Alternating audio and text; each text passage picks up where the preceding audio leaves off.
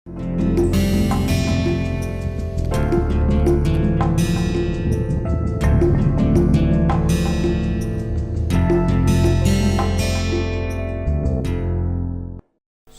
we are going to start the lecture number 16. Okay.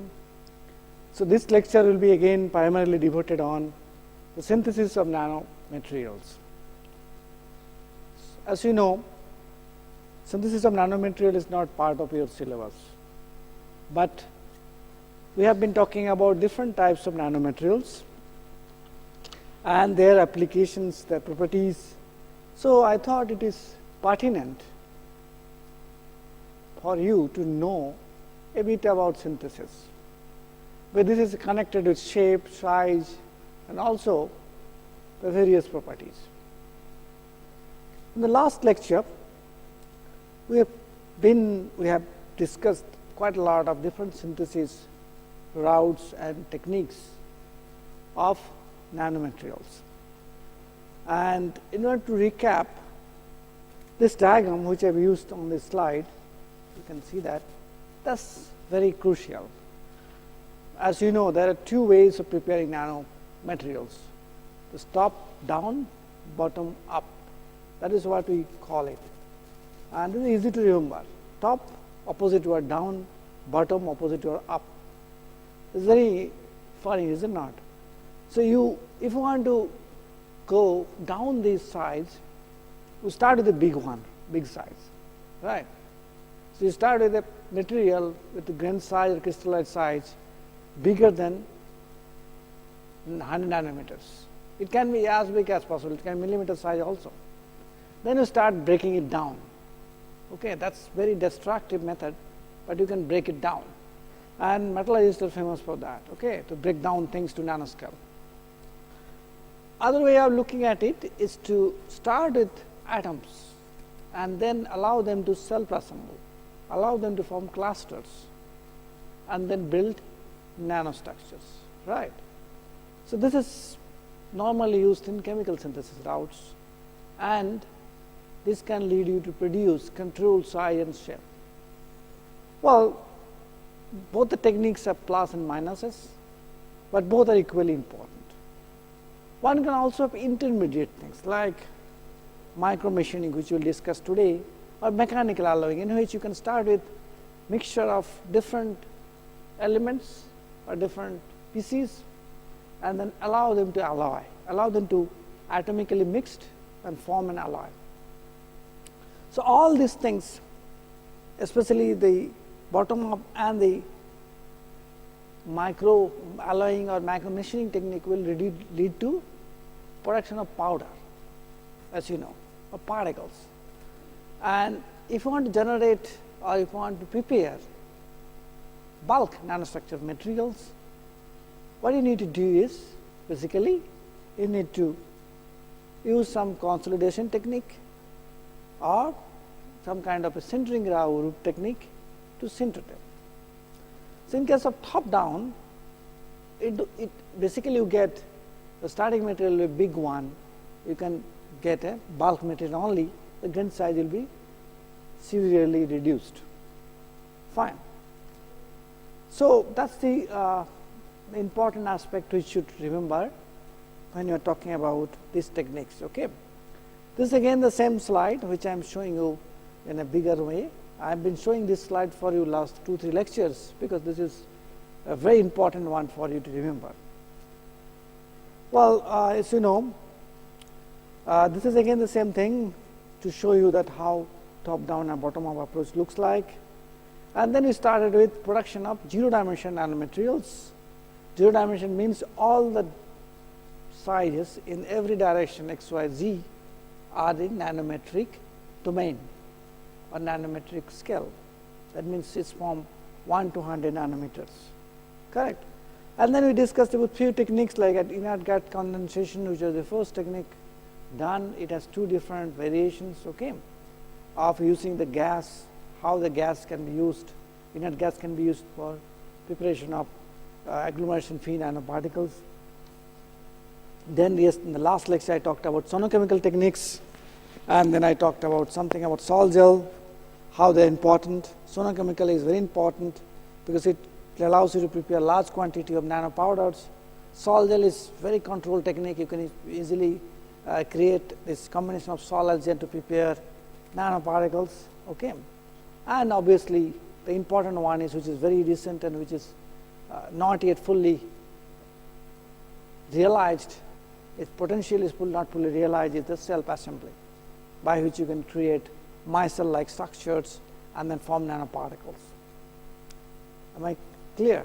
Then you talked about a bit about 1 and 2D nanomaterials, in which 1 and 2 dimensions of nano in XYZ will be nanometric domain, and we can basically do one dimensional by electrodeposition, thin films. Okay, pulse electrodeposition is what is used. Okay, it is not standard electrodeposition, but pulse electrodeposition. So pulse electrodeposition is quite widely used. Now we can obviously use thin film deposition techniques like physical vapor deposition or chemical vapor deposition to create all kinds of 2D or basically 2D or 1D nanostructures. Correct. 2D and 1D differs only in terms of if its thickness is nanocrystalline. If thickness is not also nanocrystalline, grains can be nanocrystalline. Okay, I have already discussed about it. But compared to PVD, CVD is more versatile because you can create different kinds of nanomaterials. PVD is severely restricted because of evaporation or sputtering ability of the system to prepare vapor phase. But CVD is basically based on decomposition of the gases or the precursor, and decomposition of precursor can be done or aided by using laser or plasma, or even you can do it by creating low melting temperature, low forming temperature material like some kind of organic compounds can be prepared, right, of the pieces which you want to deposit as a thin film. 3D ones are the one which I have been discussing. 3D means none of the dimensions are nanocrystalline, but they are bulk actually. So 3D nanomaterials, they are mostly bulk nanomaterials. Okay. So they can be prepared starting from liquid route, like you can start with a liquid and spin it out in the forms of thin ribbons by putting the liquid or by allow the liquid to fall onto a water cooled rotating copper drum. This will lead to rapid solidification of the liquid on this copper drum, or basically it's a copper wheel, and then it can be that the grain size can be very small. But again, the thickness of these ribbons are very small in the sense of 25 to 40 micron. And there are a few variation of these route in which actually thickness can go up to maximum 100 micron. But that's also 0.1 millimeter. That's not very thick. So we can't really call this a bulk. But these are very important for transformer growth applications. Many of the transformer cores requires a combination of amorphous and nanocrystalline phase. Okay, and some of these alloys are widely used now. You have to understand that they are actually having very good soft magnetic properties. So therefore, this route is I have been discussing. Okay, so again, let me tell you that in this route you have a pool of liquid kept in a reservoir, and then allow this pool of liquid to fall on, or you can force eject through this orifice at the bottom of this reservoir using argon gas. And once its liquid comes out, it falls on a copper drum or kind of a copper wheel, and this leads to rapid solidification of this. And as the copper is rotating at a high speed of the RPM of 2000 to 3000 rotations or revolution per minute, because of that high rotation speed, the thickness of the ribbon is very small and width is large. So therefore, heat transfer is very rapid from this liquid to the copper drum, and this leads to very nanocrystalline grain formations. We can do this on a surface of a substrate or surface of something by using a laser beam. You can melt this very small thin layer of the substrate by using a laser beam, and this will allow formation of a thin liquid on the top of a solid surface. And because of formation of thin liquid on a solid surface, what is going to happen? again heat transfer will be very fast, and solidification will happen rapidly, and the grain structure will be nanocrystalline. You can also form amorphous layers by this way, by proper controlling of compositions, and then heat it up, and then amorphous will transform to the crystalline phases, and thus you can form nanocrystalline grains. So there are many variations of these routes possible. Well, then I discussed about the beating the gold leaf, which is very old technique, in which you can take a gold leaf and beat it till it becomes very thin. Okay. As you beat it, the grains of gold will get severely deformed, and the dislocation inside the grains will align and form nanocrystalline grains. I have discussed a lot, I will not go back it. And then one variation of this route is called equal channel angular extrusion or equal channel angular processing route, in which you can actually pass the hot solid through a equal channel die, which is angular, and because of this angle and because of equal channel, the grains will undergo huge deformations and lead to formation of nanocrystalline grains, again because of dislocation aspects. Okay, now there are a few routes which are also important. One is this mechanical alloying and milling. Okay, in mechanical alloy milling, this is known as also ball milling popularly. Okay, all of you know that. It can be done at room temperature or cryo temperature, or it can be done even high temperature. But nanocrystalline materials normally prepared by mechanical milling at room temperature or cryogenic temperature. So what is done here? So in mechanical milling, you charge powder, and powder means it can be powder mixture or it can be single powder, depending on what you want. You want an alloy, then you have to put powder mixture. If you want a single crystalline, single component material, then you can put directly into that. Okay, so you charge this material along with the several large number of balls into a rotating drum. Okay, so because of these charging action and the rotation of these drum, the balls actually go up and then fall. Basically, if you rotate it hard, what will happen? If you consider this is the drum in which the powders and the balls are there, these are the powders and these are the balls. Okay. Now, as the ball go above like this, then it falls. Okay. So as it falls on the surface, bottom surface of these bottom wall, all these drum. Because of the bottom wall falling off such a large distance, the huge amount of energy is transferred because of the collision of this ball along with this bottom of the drum actually, and this will lead to huge energy generation. And if any powder particles entrap between this ball and this drum, they will undergo severe plastic deformation. Again, something like ECE, or that's what happens, or beating the gold. So this is very, very common in mechanical alloying. This is known as a planetary motion. As you see, every ball, as it rotates, it initially grinds these powders like this. Suppose this ball is moving again, so this ball is moving again like this. Again, it goes up and falls. So as the drum rotates, this action happens repeatedly. So because of repeated action of that, the powder particles are repeatedly deformed.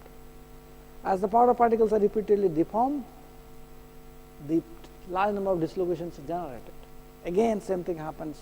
The dislocations in the grain, if there is a grain, and if you generate a large number of dislocations like this, the dislocations will increase the energy of system, and finally, because to reduce the energy of system, the dislocations will align in small angle gain boundaries. Okay, and that's how one big grain will become small grains. And if you keep on doing that, finally you will form nanocrystalline grains. That is exactly happens in mechanical alloying. You can do same thing in low temperature, but the advantage of low temperature is that if you cool it down to liquid nitrogen temperature, there will be more fracture than deformation, because most of the material will become brittle at liquid nitrogen temperature, except few things like stainless steel, aluminum, copper, most will become. And because of that, the fracturing will be happening rapidly. So material will undergo rapid fracture, and because of that, particle size will also reduce. At the same time, deformation will not be completely zero. There will be some deformation will also be happening. Deformation will be much restricted in case of low temperature ball milling compared to room temperature, but this will indeed will happen. And same kind of phenomenon like I discussed here, the grains will also pigmented. So here you have two things happening. One is rapid fracturing that will lead to breakage of the particles, and also in addition you have deformation. Deformation will lead to dislocation generation or defect generation, and this defects then can also lead to nanocrystallization of the grains. So this is a very routine technique used by the metallurgist to prepare nanocrystalline material, but nonetheless this leads to production of powder. Okay. So at the end of the mechanical milling, what you get is a powder, and this powder cannot be used in many applications. This requires to be consolidated or sintered, and that is why you need to use judiciously the sintering operation. Okay, so how it is done? You know, sintering is normally done in a furnace, but if you don't do sintering properly, okay, let me first tell you what is sintering. Sintering is nothing but consolidating the powder particles. So because of the action of temperature and pressure during sintering, the particles will join each other due to diffusional mass transport. So particles will form necks. As you deform them, particle will form a small neck, and this neck will slowly grow, and then finally this will join.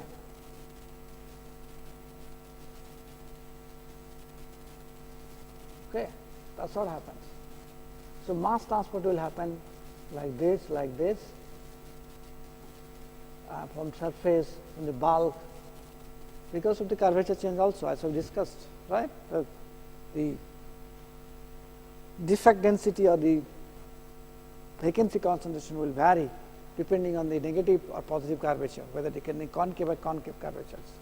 And nonetheless, many such aspects will be operating at this necks, at the neck of the powders. So therefore, you can apply pressure and temperature to allow the faster mass transport, and then create a situation in which these particles will join and then form a single material. This is something which is known as sintering. Okay. But you know, if you use a normal sintering route, that is what is known as a pressureless sintering, in which the powder particles are compacted using a die actually. And die means you can put this powder particle inside a die and then apply force to form some kind of a green compact. Green compact means green compact. Green means it doesn't have much strength. So you can actually do that. You can put this powder particle inside a die.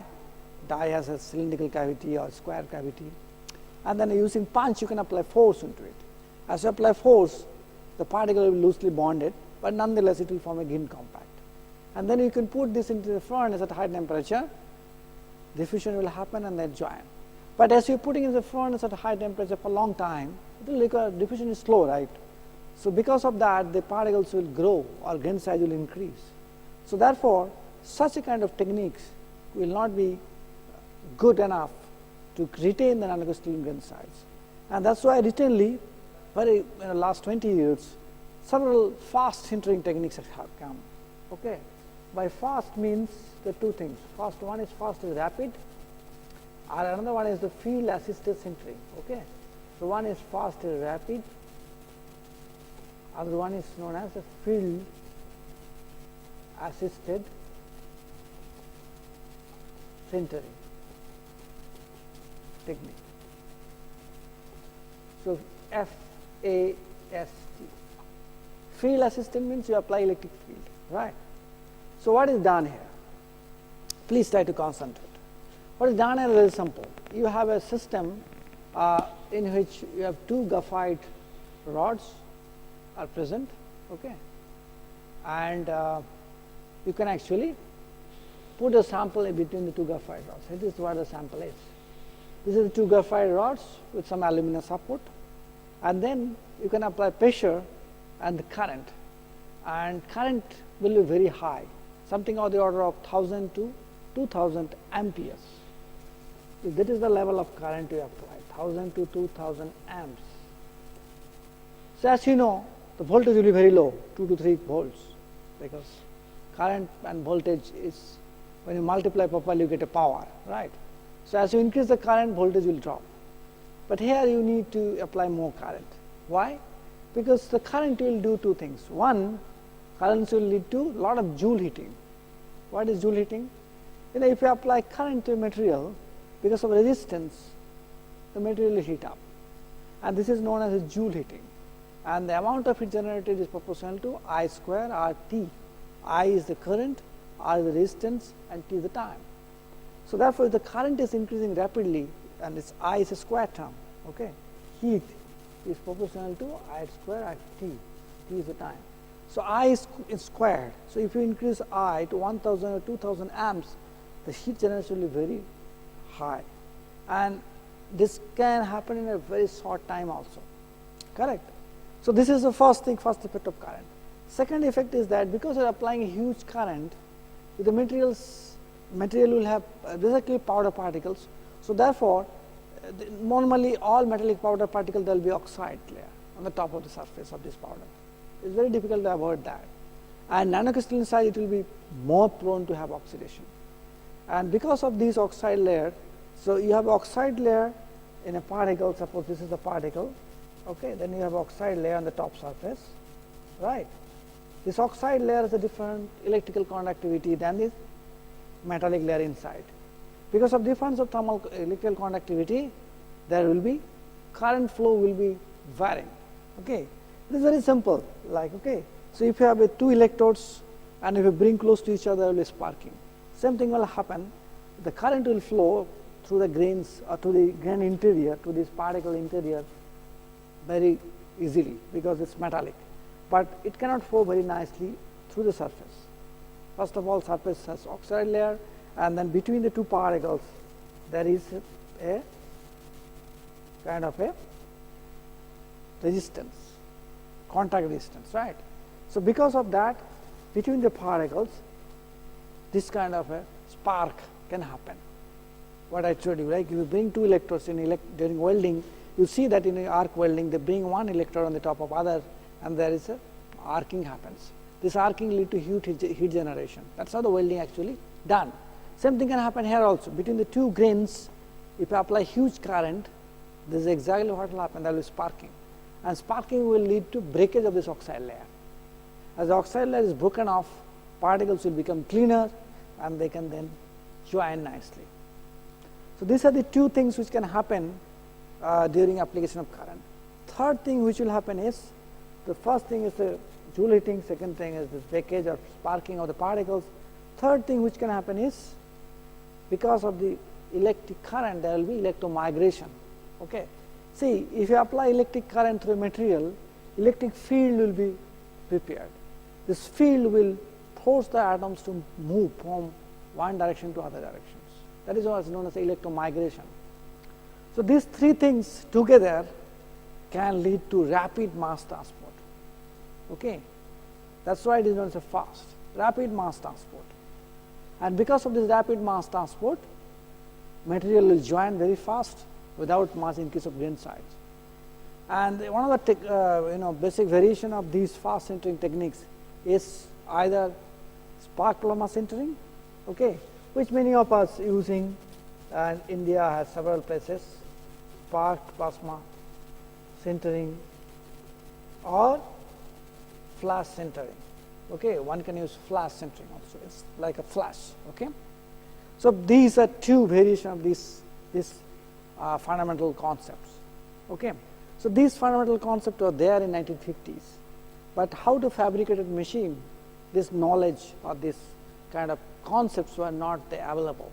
Only in 1980s this concept could realize, and few experimental sintering machines were prepared. In 1990s these machines were available in market, and many of the labs have purchased, and they are using it for preparation of different sinter components. Okay. So, this is something which is new to you, and many of you are not from material science background will find new, but this is widely used. Many of your functional applications require you start with the powder or preparation of nanocrystalline powder, but then you cannot measure your functional properties like thermoelectric or electrical conductivity or thermal conductivity or even many other properties by from the powders. So you need to sinter these powders. That's why you need to know this route very well. Okay, that's something which is very important for you to understand, and that's why I'm spending so much of time on that. So you understand, right, why you use graphite? Because graphite has high electrical conductivity. Okay, like copper is electrical conductivity. Copper is also high melting temperature. Graphite melts at about 3600 degrees Celsius. So there is no question of current making the graphite melted, but current will flow very easily through the graphite dies. So that's why our graphite rods, okay, these are graphite rods which are used. But then you have a limitation of applying pressure. Graphite cannot hold huge pressure. That's the limitation. So one can use tungsten carbide also if you are interested, but then cost increases, okay, because machining or preparation of tungsten carbide objects is expensive. They requires also quite good powder metallurgical way of making these tungsten carbide dies and punches. Well, in a nutshell, this is a very advanced technique and nowadays widely used to prepare things. Okay, there is another technique which is also we normally ignore, is the micro machining. Okay, micro machining is something which you should know. It's nothing, one of the way to torture the materials to prepare nanocrystalline. That's what Michael Ashby has written in his book, right? So when you look at a machine object, what do you see? You see the technical precisions, okay? You see the tolerances, you see the cleanliness, you see different kind of shapes which you can prepare. But what we normally don't look at is the machining leads to a lot of chips formation, correct? And these chips undergo huge shear induced deformation. If you have seen how the machining is done, you can go to any CNC shops or lathe shops nearby your home, or if when you are at IIT Kanpur, you can come to TA21 or engineering metallurgy lab, TA21 lab actually in the mechanical engineering departments, and you can see that you can easily see that these machinings are done using a very sharp tool. So basically the material is removed in machining by shearing action, and shearing leads to huge plastic deformation, huge. Okay, you can't even imagine how much is the plastic deformation required. So because of huge plastic deformations, chips produced are basically plastically heavily deformed. Again, this because of heavy deformation, the dislocations or the shear bands will form. I know this is something new for many of you who are not from metallurgy backgrounds, but anyway, so you will read about it in the book. So if you deform a material heavily, okay, just like if you take a piece of rod and start hitting it up. Have you ever done it? If you have not done it, you should go to blacksmith. Okay, blacksmith does it very routinely. If they want to make an object thinner, they will first heat it up and then heat it hard. Okay, how many of you have seen bullock carts? You have not seen bullock carts? Okay. In earlier days, bullock carts used to have two wheels made up of wood, and then to protect the wood from during movement on the surface, the wood will be going to wear and tear, because there are everything on the road. You will have sharp objects, you will have some holes, you will have something on the surface. So because of that, wood will undergo wear and tear, and it can even crack also. So you have to protect that. They used to put a ring, iron ring around this wooden, and this iron ring is basically prepared by taking a strip of iron or steel and then heat it up and heat first, and after taking out from the hot zone, then using a hammer you just hit. A blacksmith does it. So once this is hit hard, it will deform, and then immediately after deformation they will quench it in water. That's why it becomes very hard. So even if it is hitting something on the surface, it will not easily break, and the wood inside also be protected. I myself have seen when I was a child. So you may not have seen, but if you're supposed to see in some villages, please do watch. So there, deformation is massive, okay, and it is hot. So, deformation can lead to huge change of the shape or the size or thickness actually. So, during machining same thing happens, you are deforming heavily, and this deformation leads to chip generation. These chips actually, because of that they will undergo huge deformations, and then this can lead to nanostructure formations. Okay. Better it is okay. So, coarse machining leads to more deformed chip formations than the fine machining, correct. So, these chips then can be made powder simply by crushing it, and then you can sinter it to obtain some kind of a consolidated product. That is something which you should know. Well, so therefore, the consolidation is very widely used in this. So, micro machining of there are different kinds of machining methods used. Micro electrodistal machining, electron beam machining, femto second laser beam machining, or focused ion beam machining. Okay.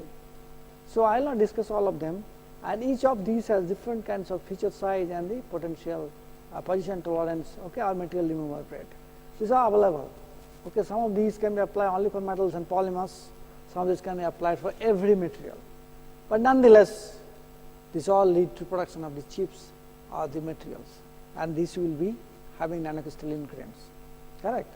So, that is how actually one can produce nanocrystalline material also, but remember these are all destructive methods, unlike the bottom up approach. This is actually called top down approach. Well, another way of doing this is you can create nanostructure by electron beam machining. What is electron beam machining? Well, electron beam or laser beam can melt something away and cut something. That is what called electron beam machining. And the machining, the resolution of the machining depends on the beam size. So, in electron beam you can reduce the beam size because you can focus electron beam or laser beam to a nice spot and 1 micron, correct. And by using femtosecond laser, you can actually extremely short time pulse can allow rapid solidification of these molten layers. Remember, in electron beam machining or laser beam machining, you are cutting it off. You are not removing the material by shearing. You are simply cutting it off. So, by cutting it off, you are removing the material which are by melting operation, by melting it away. Okay. So, these thin layers will then solidify rapidly and form nanocrystalline grains. Okay. That is possible. That is not something which is widely used. Now, depending on the what kind of laser you are using, femtosecond laser, optosecond lasers or nanosecond lasers, your interaction of the laser beam with the material will change, and this will lead to different kinds of nanostructure formation. Nanocrystalline grain size will change depending on the laser beam which you are using. Okay. Well, also you can use focused ion beam. What is focused ion beam? You can use instead of laser beam or electron beam, you can use iron also. One of the important ion is used is gallium. You can take gallium liquid and then apply huge voltage between the input and the outside, and then you can create a gallium ion, Ga plus. These gallium ions then can move because of the potential created between two electrodes, and then you can generate a beam. So, this beam can focus to a very small spot, about 5 to 7 nanometers diameter. So, therefore, you can do shaping operation at nanocrystalline sizes. Because the beam size is 5 to 7 nanometers, you can easily create an object of that dimension, a little bit bigger than that. So, that is how you can create different nanocrystalline objects by using such a kind of a beam. Okay. More of these things are available on internet, you can look at it. Well, then another technique which is widely used is called lithography. Litho means, what is the litho means, okay. Graphy means, okay. So, normally what is widely taken is a photolithography. What is done here? You take a silicon, oxidize the top surface of silicon, it forms silicon dioxide, then you apply a photoresist. Photoresist is the material which can easily affected by UV or light beam. Then you shine the light beam on the photoresist, okay, using a mask. This is the mask. Okay. This mask can be put such a height that the image of this mask can be controlled. What I mean to say is that depending on the distance of the mask from the photoresist, this size can be changed, can be controlled. Okay. If you are keeping a normal distance, this size and this size will be same. But if you are moving it away, the size will be reduced, the shadow will be reduced. Okay. By that way, you can create nanostructures. Nonetheless, doesn't matter what is how you do it, but then you can actually expose, or you can basically what? You can basically expose this part of the resin in a developer. Okay, just like a photography. Then what will happen? All these areas which are exposed will be removed because they are reacted to the light and they can be easily removed. Once they are removed, then you can put it into acidic solutions. What will happen? Because of acidic solution, the silicon dioxide layer will be etched away. So what will leave behind is this silicon dioxide layer, silicon dioxide layer, and the photoresist. Okay. So these then can be used as a pattern to create integrated circuits.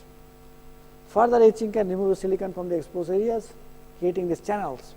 Resulting nano-featured chips can be then processed further to make electronically active or even use as a template for soft lithography. Correct. Though concept of photolithography is very simple, but implementation is very complex and expensive. Masks are to be perfectly aligned with the pattern on the offer. Silicon offer has to be perfect, single crystals almost defect free. This is a silicon offer. Okay, that has to be perfect and defect free. So it's very expensive. So UV light has a length of 250 nanometers. So that gives also a limitation of the size which you can create. Correct. Normally the diffraction limits sets about 100 nanometers, but greater resolution is possible if you use electron beams or X-ray lithography. Electron beam lithography pattern is written in a polymer film with a beam of electrons, right. Then the shorter wavelengths of the electrons allow the features to be much smaller and even as small as about 10 nanometers. And that's how you can beat the Moore's law. You can create smaller and smaller size, but we have reached the 10 nanometer limit. It's very difficult to go down to that. And because of these resolutions limitations, most recent lithography methods make use of many mechanical processes like printing, stamping, molding, or embossing instead of photons or electrons. Okay. So there are many such techniques available. One is called soft lithography, and or PDMS kind of stamping methods also available. So we will not discuss much of that, but to say that lithography is one of the very important techniques to create electronic components, and there are many variations as possible. There are even courses on lithography in IIT Kanpur. One can enroll those courses and learn about it. But important aspect is that this can be used to create nanostructures to up to 10 nanometers from photolithography to electron beam lithography, depending on whatever use. But it is very expensive technique, very, very expensive technique, and that's why the cost of electronic components is pretty high. Okay, this is exactly what did I say to you. You can use soft lithography to do that. So basically your pattern is a PDMS template, then you can ink the template. Okay, you can apply some ink and then put this thing on a gold coated silicon. Okay, and then what will happen, this whole pattern will be imprinted on the gold, and then you can use some kind of a technique to remove the gold layer to create the printed surface, and this is much easier to do that, and that's how the printed what's called electronics has come into picture. Okay, or flexible electronics have come into picture. You can print it, but what you need is the ink here, and that ink is the key. Ink has to be metallic ink because you need conductivity, right? So therefore it gives you additional thing. Now how do you do that? Okay, so basically you have a electron beam lithographed template, PDMS template, that will have the pattern or reverse pattern of the whatever you want to make.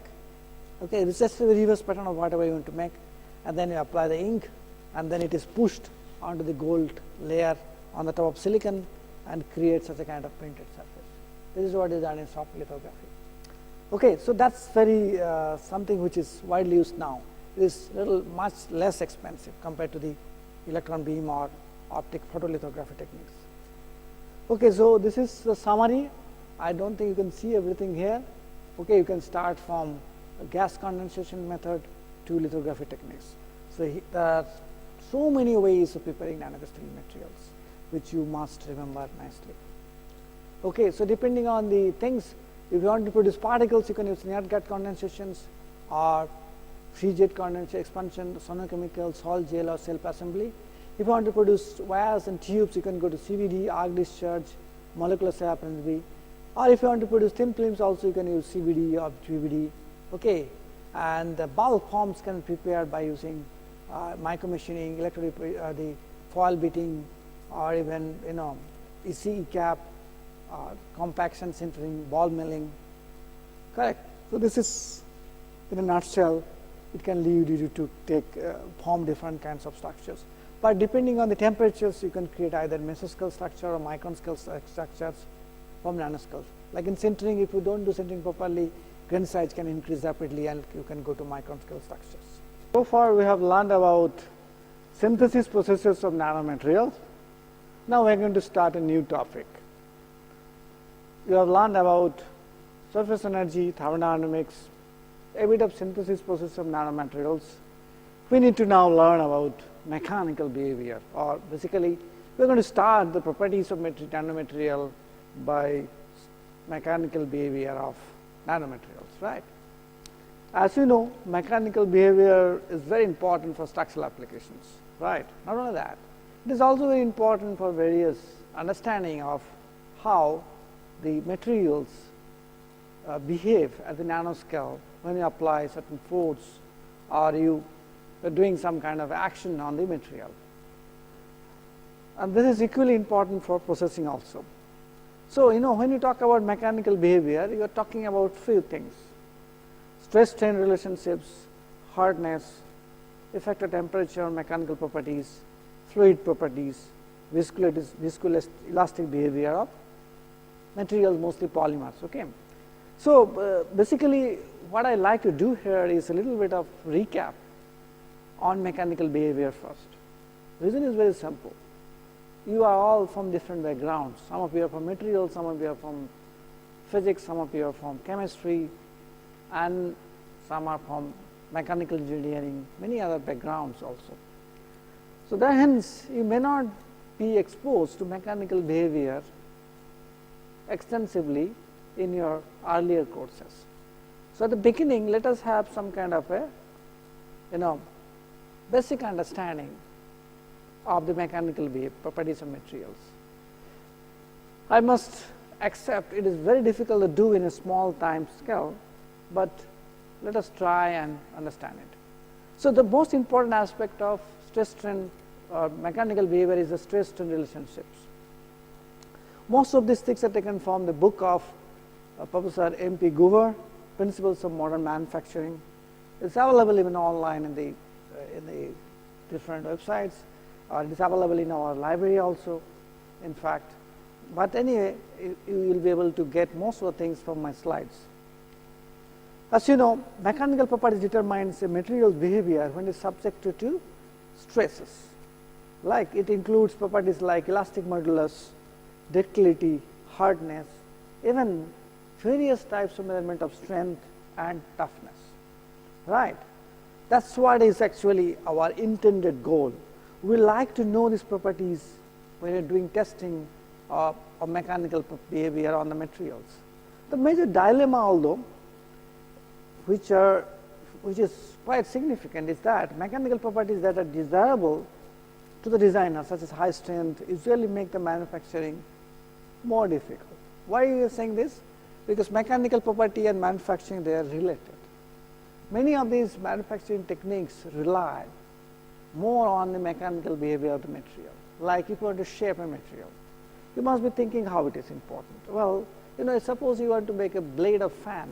All of you saying that you may have fans in your home, or must have fans in your home. So you have seen the blades, right? How the blades are made. Have you ever thought about it? They are made by deforming the slab produced in a continuous casting machine in a steel plant, because most of these blades are actually made of steels. So that's why you say that mechanical properties, especially strength, is related to the manufacturing, ductility also, manufacturing processes we used in the real life. Well, so first is the stress relationship. What kind of stresses we apply? First one is the tensile stretching. That's very simple. Okay, if we take a material and stretch it, okay, if you take a rod or if you take this thing and stretch it on the both sides, that's what is the tensile loading. Compression is opposite. Think of a pillar in your home. Okay, the load of the roof is on the pillar. Okay, so that pillar is under compressive stress. So that's nothing but squeezing the material. And the third one, which is very important, is a shear. It's causing adjacent portions of the material to slide against each other. Okay, shear is like this. Okay, you are making sliding over each other. Now, all these kinds of stresses which are existing in the real life are going to make impact on the material behavior, right? So we need to know the stress strain curves, like basic relationship that describe the mechanical properties of all the three types. But for you, that's not required to know all of these three. Mostly we will be talking about tensile. Okay, tensile is a stretching of material. That's what dictates the most important mechanical behavior of any material. So what is done in tensile test?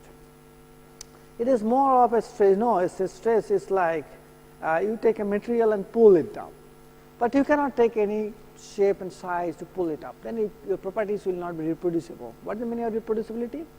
Well, I do the test here at Kanpur, you do the test at your home, or maybe somebody does the test in the USA or in France or in Africa or maybe in Japan. What is the guarantee that the properties which you will be getting out of it will be same? So in order to maintain that, we need to use certain standards. So standard tensile specimens are used, and most of the standard tensile specimens have specific dimensions and specific geometry. So we will not talk about that, how this is important. But in a tensile test, the force pulls the material, it elongates, and because of elongation, the diameter reduces. That's obvious. Volume of the material is remaining constant. So therefore, if you increase the length, diameter will reduce. Tensile forces applied and resulting elongation of most of the materials actually. And finally, the material after elongation it fails. So the standard specimen looks like this. You can see these are the grip areas where this specimen is held and pulled, correct? And this is the gauge on which most of the measurements are made, decrease of diameter, increase of length. Okay, all these things are made, and that's your initial dimension L0. Similarly, you can also define initial diameter of the material. So this is the standard which is used, and we normally use a standard by ASTM, American Society for Testing and Materials, and this specifies the testing specimens. You can actually look at it. It is provided in any book of ASTM standards or even ASM books, American Society of Materials. These standards are provided. You don't need to bother about that. So most of the things actually are standardized. And these tests are done in a tensile testing machine. As you can see, this temple is loaded and pulled. Okay. So as you pull it, the tensile test specimen is elongates and finally it fractures. Okay, that's what happens. So load is uniaxial, and you can put all kinds of devices to measure the elongation and all these things. So in a typical tensile sequence, you can take a specimen of length, that's the gauge length of L0, pull it using force F, the diameter decreases. Finally, at one point in time, the neck develops, okay, and because of the neck develop, most of the elongations actually are concentrated at the neck region, and finally the neck actually ruptures, and that's why it breaks, sample breaks. So okay, so therefore few things important: uniform elongation, area reductions in number 2, okay, number 3 maximum load applied, number 4 actually necking, that's why the thin neck forms, and then 6 putting the pieces back together. Basically number 5 is basically rupture of the samples, and number 6 is putting the things back together to measure the elongation, total elongations. Okay, so that's about the things which completes the lecture 17. Thank you.